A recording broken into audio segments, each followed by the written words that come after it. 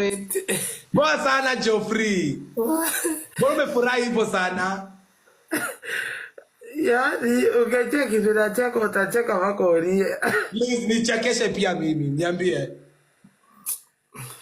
Mimi niko mgonjwa, meno inaniuma.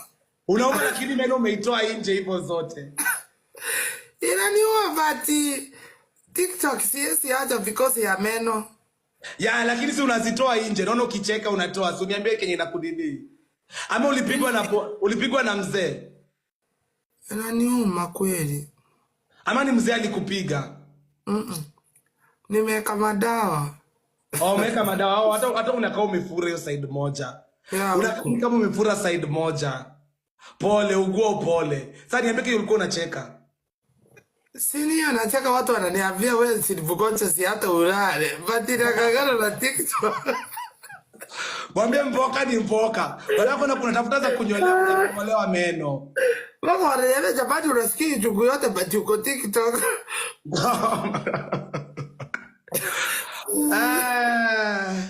Mwipili yani nimesikia pahali umerekodiwa kwa nini? Nimerekodiwa wapi?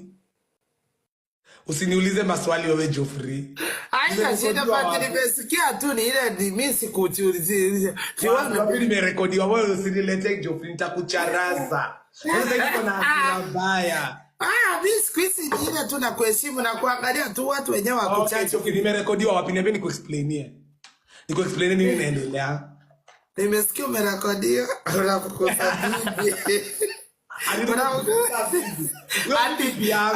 Ati unafukuza bibi watatu tangu watu wakujue. Unafukuza bibi kila siku. Kesho tena after 1 week tutaona mwingine. Kwani wanakutaka kuona magifti zako vile urarangi? Geoffrey, mimi sinaga bibi imagine. Mimi ndo nakuanga tu mzuri kwa watu wa deserve. Sinaga sipa bibi zangu, nakuanga marafiki zangu. Lakini nakuanga I think nakuanga na too much kindness. Niko na too much kindness. Ile roho ya kusaidia watu unawaleta close. Wewe ni kama mimi. Alafu unaona Geoffrey, wakitaka kuja karibu kana wewe. Sasa wana try kukua kama wewe. Unajua? Hiyo kutry kukua kama wewe like sasa mtu anajaribu, ameingia kwa DM, anaingia kwa DM kwa za magifters wako, anataka kukua tu nini. Hawajuangi ni process, lazima upitie process ndio ufike pale. Yeah, sasa wanataka tu uko akuje, mtu anachukua simu yako, anaingia kwa process moja. Chokora ma contacts zako, anachukua gift za manini zako. Guys, mimi nilikuwa na roho nyepesi na watu. Kukuwa na roho nyepesi na watu, na especially watu sijui. Geoffrey na kwanga weakness yangu. Unaona nini? Mimi mtu asijui ananiambia Mwiti, nimefutwa job kinaweza kuja kukaa kwako dakika siku 2 3.